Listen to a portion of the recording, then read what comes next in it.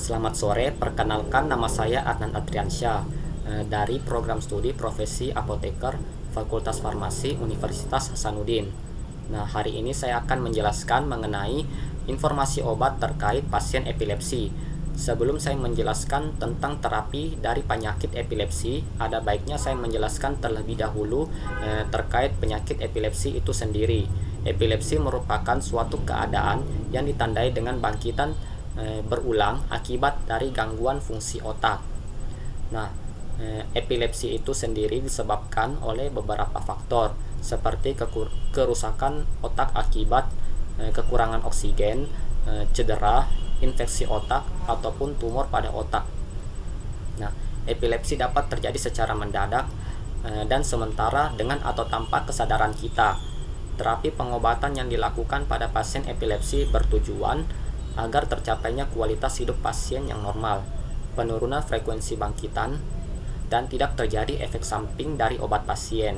Nah, secara umum, terapi dari pasien epilepsi itu bersifat monoterapi. Namun, jika pasien terus mengalami kejang, maka dapat dilakukan dengan menggunakan obat kedua. Akan tetapi, untuk pasien yang terus mengalami kejang pada saat menggunakan terapi, maka perlu dipertimbangkan terapi dengan 3 macam obat atau lebih. Nah, obat-obatan yang biasanya dikonsumsi pada pasien epilepsi yaitu yang pertama phenytoin. Nah, phenytoin itu merupakan terapi obat untuk semua jenis epilepsi kecuali untuk epilepsi petit mal atau absence. Namun perlu diperhatikan bahwa obat ini perlu digunakan secara hati-hati pada pasien dengan gangguan fungsi hati. Bisa diatasi dengan penurunan dosis. Selain itu, perlu dihindari putus obat secara tiba-tiba dan sebaiknya tidak dikonsumsi pada pasien ibu yang sedang menyusui. Efek samping dari obat ini dapat menimbulkan gangguan saluran cerna, pusing, nyeri kepala, insomnia, bicara tidak jelas, penglihatan kabur, dan dapat menimbulkan hepatitis. Nah, dosis awal untuk phenytoin oral yaitu 3-4 mg per hari atau 150-300 mg per hari dalam dosis tunggal atau terbagi 2 kali sehari. Nah, sedangkan untuk dosis pemeliharaan yaitu sekitar 100 mg diberikan sesudahnya. Nah, adapun obat kedua yaitu carbamazepin. Nah, carbamazepin juga sama seperti phenytoin, merupakan jenis terapi obat untuk semua jenis epilepsi kecuali untuk epilepsi petit mal atau absence dan gangguan rasa sakit yang disebabkan oleh otak. Nah, carbamazepin perlu digunakan secara hati-hati pada pasien dengan fungsi hati dan pada pasien dengan gangguan fungsi hati dan ginjal, serta hindari pemutusan obat secara mendadak. Nah, selain itu obat ini tidak direkomendasikan pada pasien ibu menyusui karena dapat masuk ke dalam air susu ibu atau ASI.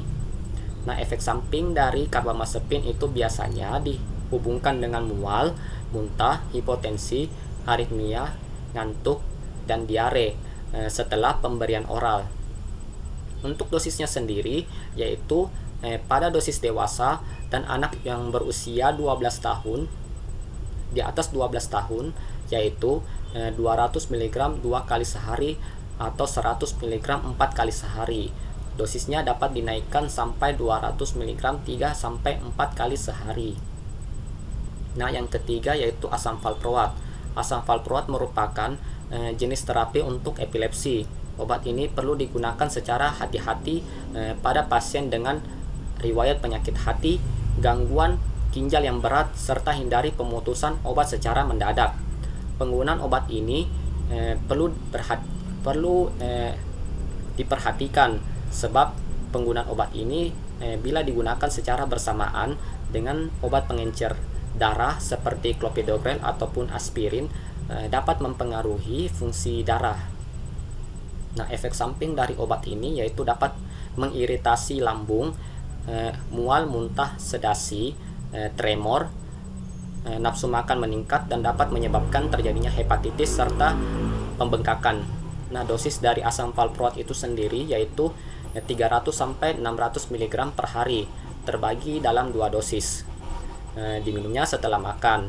Nah, dapat dinaikkan dengan 200 mg per hari dalam selang waktu 3 hari. Kemudian obat keempat yaitu fenobarbital. Nah, fenobarbital merupakan jenis terapi yang sering digunakan pada bayi maupun anak-anak. Nah, efek samping yang serius jarang terjadi pada fenobarbital. Nah, bila digunakan secara oral untuk mengatasi epilepsi, efek samping yang dapat ditimbulkan yaitu dapat berupa ngantuk ataupun sedasi. Nah, dan kemudian pada pasien usia lanjut seringkali mengalami kebingungan ataupun depresi setelah mengkonsumsi obat ini. Namun, obat ini tidak direkomendasikan pada pasien ibu menyusui karena fenobarbital dapat masuk ke dalam air susu ibu atau ASI. Nah, efek samping yang biasanya muncul dari fenobarbital yaitu ngantuk, depresi mental, bingung, yang biasanya terjadi pada orang dewasa dan dapat menimbulkan anemia. Nah, anemia itu sendiri dapat diatasi dengan memberikan asam folat. Kemudian dosis untuk fenobarbital yaitu 60 sampai 180 mg diminum pada malam hari. Sedangkan untuk anak-anak yaitu 5 sampai 8 mg per hari per kilogram berat badan. Kemudian untuk diazepam itu merupakan jenis terapi pemakaian jangka pendek pada pasien dengan kecemasan, insomnia, dan pada pasien yang mengalami kejang demam.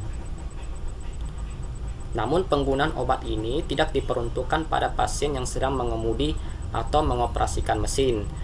Selain itu, pemakaian obat ini perlu dihindari untuk pasien ibu hamil, pada bayi, usia lanjut, penyakit hati dan ginjal, dan kemudian perlu juga dihindari untuk pasien ibu yang sedang menyusui karena obat ini dapat masuk ke dalam air susu ibu atau ASI.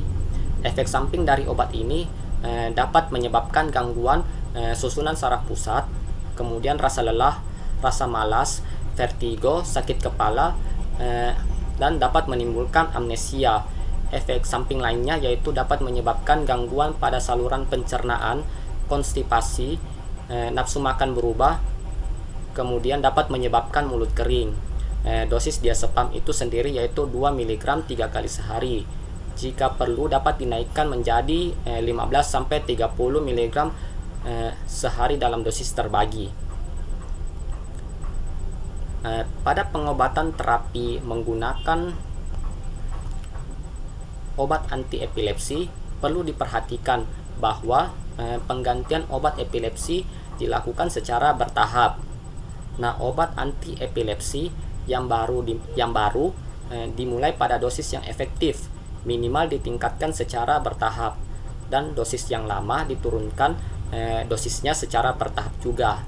Selain itu, pada terapi menggunakan obat anti epilepsi dilakukan seumur hidup. Namun, pasien dapat berhenti meminum obat tersebut apabila tidak terjadi gejala kejang selama 2-5 tahun terakhir. Kemudian semua pemeriksaan fungsi saraf dan otak normal dalam upaya untuk mencegah pasien mengalami kebingungan atau lupa minum obat, ataupun pasien yang sering meninggalkan jadwal minum obatnya, maka diperlukan orang yang mampu mengawasi pasien tersebut, dan biasanya berupa sanak keluarga terdekatnya. Oleh karena itu, pasien beserta keluarga perlu dilibatkan dalam pengobatan ini agar tercapainya pengobatan yang baik dan pasien dapat kembali beraktivitas secara normal.